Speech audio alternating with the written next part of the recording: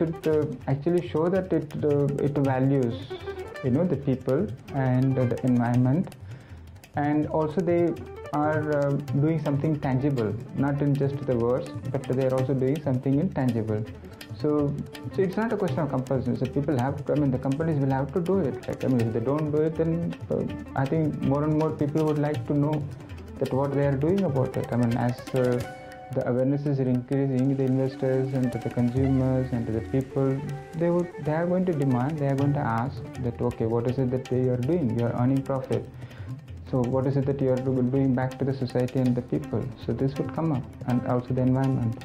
So in that sense, yes, it's going to be a different scenario altogether. It's no longer the companies can just say that, okay, I have invested, I have put in my effort, so my only aim is to make profits. Yes, you make.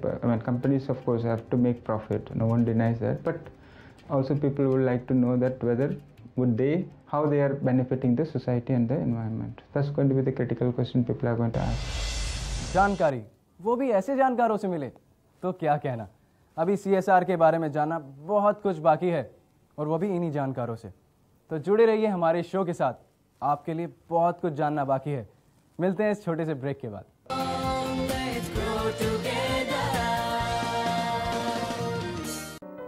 अब एक खास खुशखबर हमारे उन achievers के लिए। आप किसी भी बिजनेस या कारोबार को चला रहे हो जिसे आपने अपनी मेहनत और लगन से बढ़ाया हो, कंपनी हो या इंडस्ट्री, इनोवेशन मीडिया आपको इस शो के द्वारा सम्मानित करने जा रहा है। यह पुरस्कार न सिर्फ आपके हिम्मत को बढ़ावा देगा, बल्कि आपके समाज में, आपके कारोबारी दुनिया में आपके नाम को रोशन करने का जरिया भी बनेगा। आप अपने नॉमिनेशन के लिए संपर्क करें।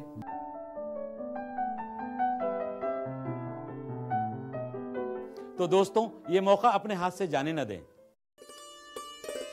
दृष्टिहीनों के लिए मोबाइल हैंडसेट निर्माता इंटेक्स टेक्नोलॉजीज ने एक नया दोहरे सिम वाला मोबाइल फोन पेश किया है। इसे विशेष रूप से दृष्टिहीनों के लिए डिजाइन किया गया है। इस हैंडसेट का दाम 2600 रुपए है।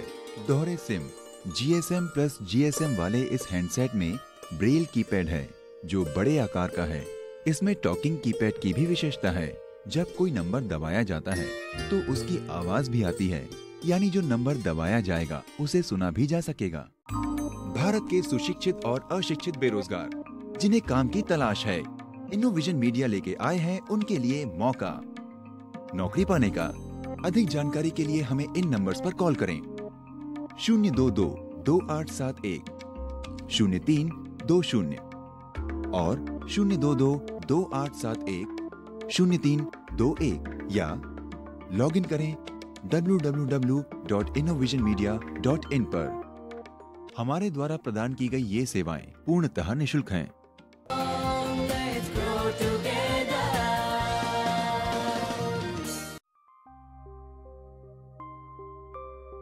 हमारे ई सेवाएं का ये जो भी ई सेवाएं है उसका करदाताओं से तो बहुत हमें अच्छा फीडबैक मिलता है। उनका जो लाइफ है वो बहुत आसान हो गया है, क्योंकि उनको बैंक में कतार नहीं लगाना पड़ता है, डिपार्टमेंट में चक्कर नहीं काटने पड़ते हैं। उसके अलावा जो भी अलग अलग एजेंसीज है, उनके एजेंसीज ने हमारा ये जो प्रोजेक्ट है वो रिव्यू किया है, और ऐसे हमें बहुत पुरस्कार डिपार्टमेंट को मिल गए हैं। इसमें इम्पोर्टेंट पुरस्कार जो है उसमें एज मैगजीन का एक पुरस्कार हमें मिला है। उसके बाद में ब्लूमबर्ग UTV TV जो है उनकी तरफ से कुछ सर्वेक्षण किया था, उनके तरफ से भी हमें CXO अवार्ड उसके बारे में मिला है।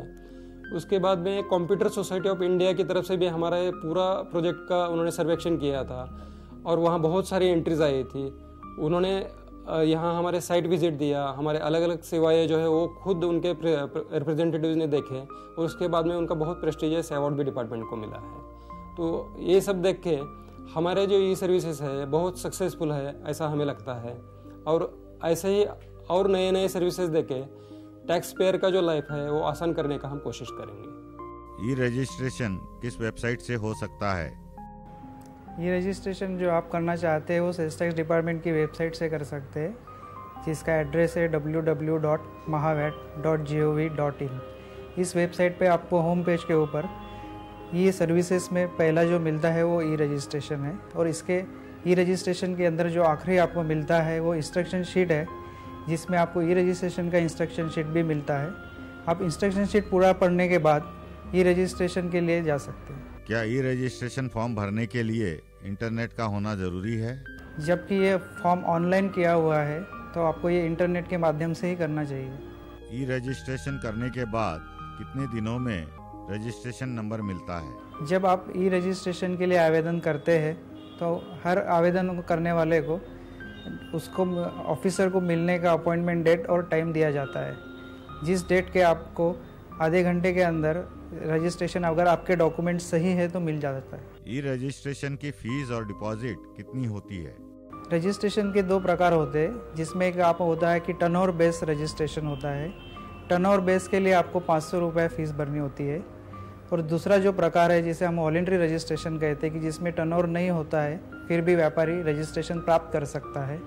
इसके लिए आपको 5,000 रुपये फीस और 25,000 रुपये डिपॉजिट भरना पड़ता है। क्या ये 25,000 डिपॉजिट फी वापस मिलती है? उसके लिए आपको 2 साल के बाद वो वापस मिल सकता है, अगर 2 साल के अंदर आप इस डिपॉजिट को टैक्स और इंटरेस्ट के अगेंस्ट एडजस्ट कर सकते हैं।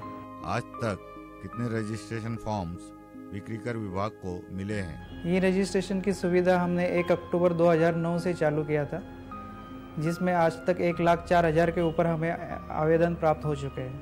क्या आप मैन्युअली भरा हुआ फॉर्म एक्सेप्ट करते हैं? मैनुअल भरा हुआ फॉर्म अभी हम एक्सेप्ट नहीं कर सकते।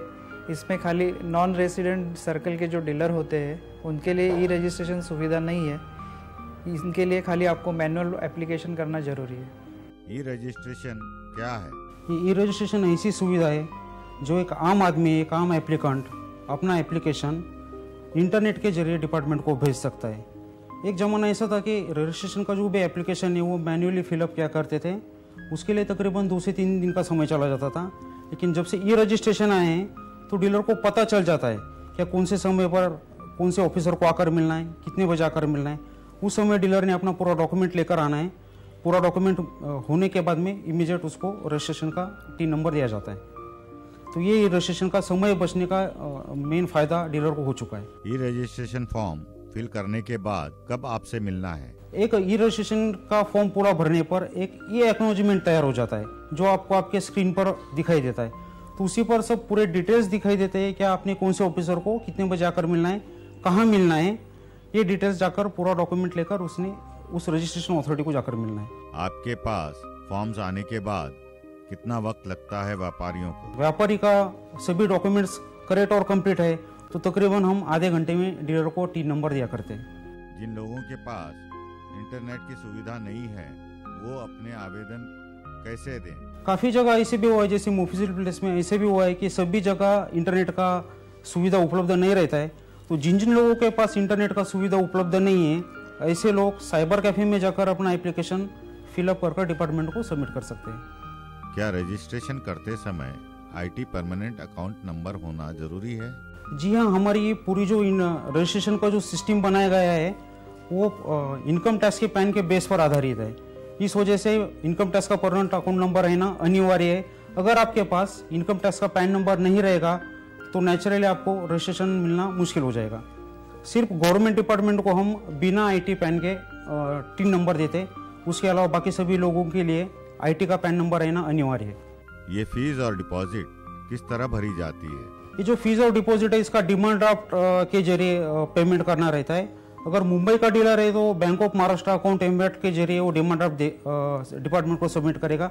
और अगर ऑफिशियल प्लेस में कोई डीलर है अदर देन मुंबई तो वो स्टेट बैंक ऑफ इंडिया के जरिए अपना डिमांड ड्राफ्ट रजिस्ट्रेशन अथॉरिटी को अपने आवेदन पत्र और बाकी डॉक्यूमेंट के साथ में सबमिट करेगा। क्या व्यापारी बैंक ऑफ महाराष्ट्र में कैश डिपॉजिट कर सकता है? वो तो बैंकिंग प्रोसीजर है, बैंक अपना डिमांड ड्राफ्ट बनाकर डीलर को दे देगा और वही डिमांड ड्राफ्ट लेकर व्यापारी हमारे पास आएगा और सबमिट करेगा। ई रजिस्ट्रेशन करते समय अगर कोई मुश्किल आए तो हम किससे संपर्क कर सकते हैं? अगर कोई भी दिक्कत ई रजिस्ट्रेशन करते समय आती है तो हमारा एक हेल्पलाइन है जिसका नंबर है 022-2376-0074। उसी तरीके से हमने एक ईमेल ID भी दिया है कि आपको जो भी दिक्कत आए वो e-registration@mahaved.gov.in इसमें अपने ईमेल करना है, आपकी कठिनाई दूर की जाएगी।